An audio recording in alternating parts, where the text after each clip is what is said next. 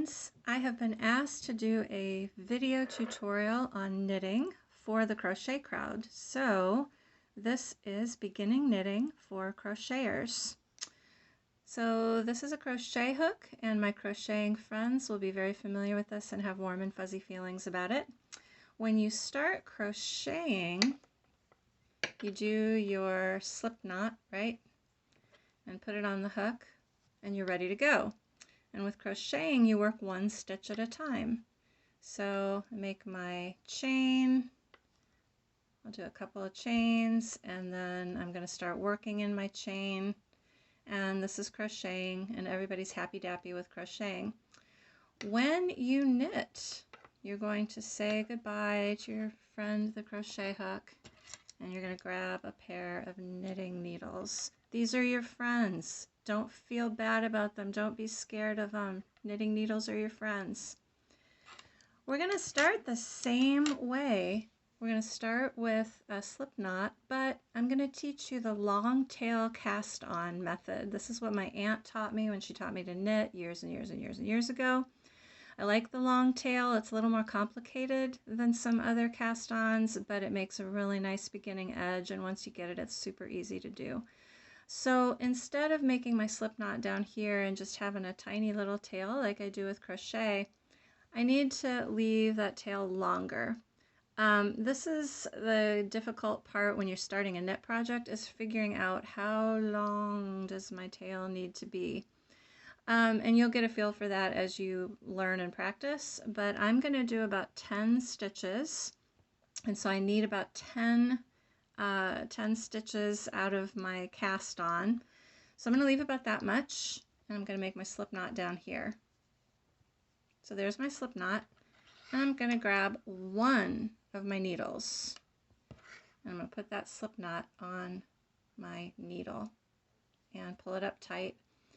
Since you're beginning, let's do this the really beginner way, and we're going to put that slip knot over both of our needles. This is a little trick to help beginners, because casting on, which is the first part of starting to knit, is doing these cast-ons.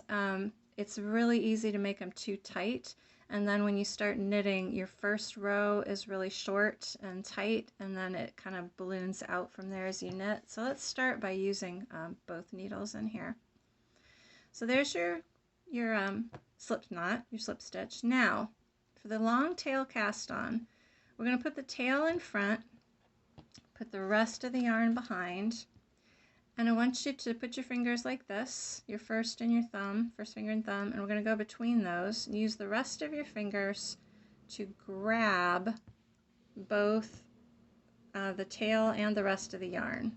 Okay? See how I did that? Spread it out. Put your first finger and your thumb between both of those. Let your other fingers grab, so you've got sort of a diamond here, because you don't want to make them too tight. So I'm going to put my fingers in there again. I'm going to grab both of them, and I'm going to go under the thumb, just grab the one, and then around this one and pull it through. Don't freak out, that's not as bad as it looks. Okay, I'm going to put my fingers in there again. I'm going to go around the thumb, just catch that one, and then I'm going to go to this finger one in front of the finger, catch it, pull it through, and I've got another one. This is the big difference between knitting and crochet. With crochet, you're working one stitch at a time. With knitting, you're making a row of stitches, and you're going to work across the row. Okay, so let's put on a few more. I'm going to go in front to the thumb, around to the back, and catch it. And pull it tight, but not too tight. See, I want to be able to have some looseness in there. I don't want to pull it like that tight, because then that next row is going to be really hard to knit. So let's pull that loose. So let's cast on some more. Around the front, that back one, and pull it, but not too tight. On the front, the back one, and then not too tight. Now I've got 6 stitches, let's go for 10. Here's 7, here's 8, here's 9, here's 10. And you can see that's how much I have left of my tail. That's why it's called long tail, because you need to make this tail as long as you need it to be for however many stitches you want to cast on. I could probably put 3 or 4 more stitches on comfortably, but I'm just going to stick with 10. Okay, there's my cast on. Now I turn it around and put this needle in my left hand. Your left hand holds the needle that has the stitches on it. I get my second needle. Oh, I just realized I grabbed my knitting needles that have the blunt one. I have used these bamboo needles so much that I've blunted the end of that one. That makes it a little bit hard to knit with. I should have grabbed a different pair. But I'm going to go ahead and I'm going to work across this row. Make sure that you are working not with your short little tail, but with the end that goes to the skein. I knit continental, which means I hold the yarn, the working yarn, in my left hand. This is actually a quicker, less energetic. It requires less energy and less movement to knit this way. So I'm going to teach you this way. This is what my aunt, who my family is originally from Germany, and she's taught me the German way of holding the yarn. So I've got the yarn. I hold it like this between my first and second fingers. Now to knit, I'm going to put my needle in that first stitch. You go from the center left to the right. Okay, I'm not going like this. That's called a back loop stitch, and that is a stitch in knitting, but that's a more advanced stitch. For regular knit stitches, you go from the center through that loop. Now here is where in knitting you do it opposite of crocheting. In crocheting, you bring the yarn around like this. Nope, with knitting the yarn goes from left to right. It's kind of an under from a left to right. Wrap it around and then bring it through. And then you take that one off the needle. Let's do that again. We're going to go into the stitch, wrap the working yarn around it, and then bring it through. Whoops, I dropped it because my needle's so blunt. Go into the stitch, wrap it around, bring it through, and take it off the needle. So go in, around, out, off. In, around, out, off. In. Ooh, this one's a little tighter, which is why I said don't make your cast-ons too tight. In, around, out, off. In, around, out, off. We're going to do that all the way across. Around, out, off. In, around, out, off. And I got 2 more. In, around, out, off. In, around, out.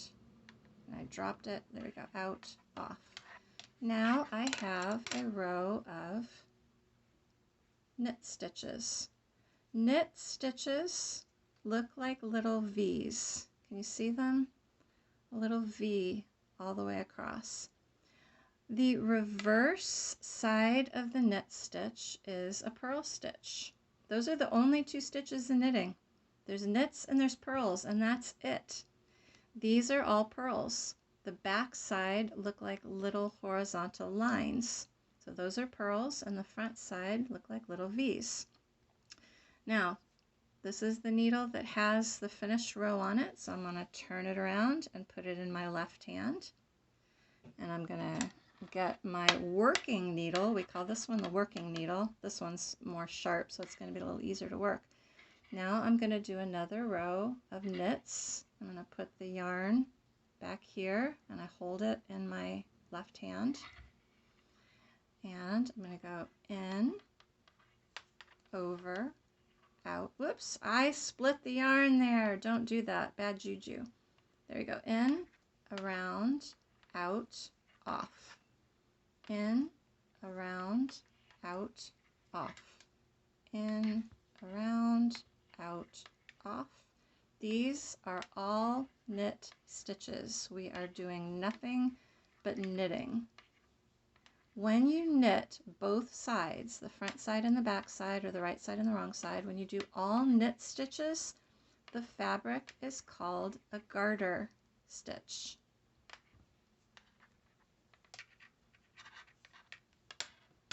So there, I finished another row. Now you can see there's knit stitches that I just did. So there's the loops that are on the needle, and then there's the knit stitch below it, and then there's a purl stitch. And if I turn it around, it looks just the same.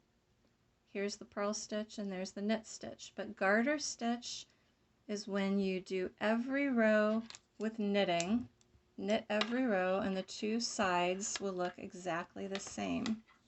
Oh, I've got a knot in my yarn. How did that happen? Okay. Let me pull out some more. I'm going to do another row of knitting. I'm going to hold that yarn in my left hand, and I'm going to in, around, out, off, in, around, out, off, in, around, out, off. Now, just like with crocheting, you're going to need to learn to adjust your tension. All of your tension is controlled by this hand. How tight are you making those stitches is controlled by how tight you're holding this yarn. That's just something you've just got to practice and learn. A few years ago, I started having this awful pain in the fourth knuckle, my ring finger of my left hand. And it was right here, and I had all of this pain, and I'm like, what is going on? And I actually was seeing a hand doctor at the time for another issue, and so she x-rayed my hand, and she said, there's no arthritis there or anything. You're awfully young for arthritis. Well, what I figured out was I was holding my yarn like that. I was controlling the tension with my fourth finger, and I was putting all this pressure on this knuckle, and that's what was causing, I like pinched something in there because that's where my tension was coming from. So after that, I relaxed my hand and I started using all three fingers to control the tension, and then that problem went away. So there's all of my knits, and you can see the two sides look exactly the same. Now the opposite of a knit stitch is a purl stitch, and I'm going to do a purl stitch here to show you what that looks like. Remember, purl is just the opposite of a knit, so this time when I purl, it's going to make the line of horizontal bars on the front side, and it's going to make the line of V's on the back side. So with purling, you hold the yarn in front. This time I hold the needles with these three fingers, my first finger in front of it, and then I hold the yarn with my thumb and my first finger. And I go in the opposite way. I go like this. So with knit stitches, you go like this. With purl stitches, you go right to left, front to, or back to front. And it goes over, and through and off, in, over, through, off, in, over, through, off. These are purl stitches. You're doing the same thing, just in the opposite direction. In, over, through, off, in, over, through, off. Some people consider purl stitches to be a little bit easier than knit stitches. Some people do not. Some people think knit stitches are easier than purl stitches. But there, I just finished a row, and if you look, now you can see there's two rows of horizontal bars. So there's two purl stitches in a row, and if I turn it around on this side, there's two rows of V's. Can you see them? There's a V, and then there's a V under it, and then there's another purl row. So let's do another purl row across here. So this one's harder because it's a blunt tip. In, around, through, off. In, around, back, off. in, around, through, off. This is purling. So if you do all knit rows, you'll end up with garter stitch, a fabric that looks the same on both sides. You know what? If you do all purl rows, you'll also end up with garter stitch, a fabric that looks just the same on both sides. Now you can see we've got knit row, purl row. And if we turn it around, we've got purl row, knit row. So the first few rows we've got garter stitch, then we've got a little bit of a mess here. But if you do knit stitches on one side and purl stitches on the other side, so do all of your right side rows with knit and your wrong side rows with purl, then you end up with stockinette stitch fabric. So since we've got a knit row here, I'm going to do another knit row. We're going to make this the front. So I'm going to do a row of a row of knits. Knit, knit, knit, knit. And just remember, crocheters, you are wrapping the yarn the opposite way that you do when you crochet.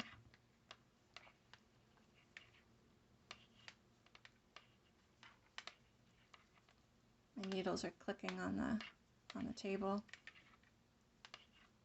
When I first started to crochet, I already knew how to knit.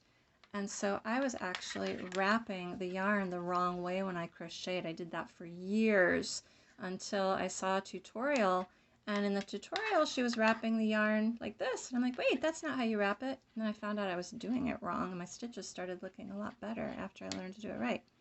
Okay, so there's a bunch of knit stitches on that side. I'm going to turn it over.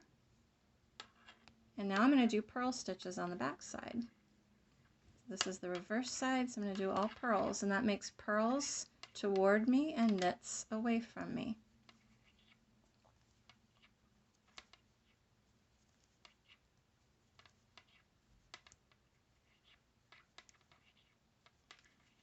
Okay, now I've got several purl rows, and when I turn it around, there's several knit rows, and that is stockinette stitch.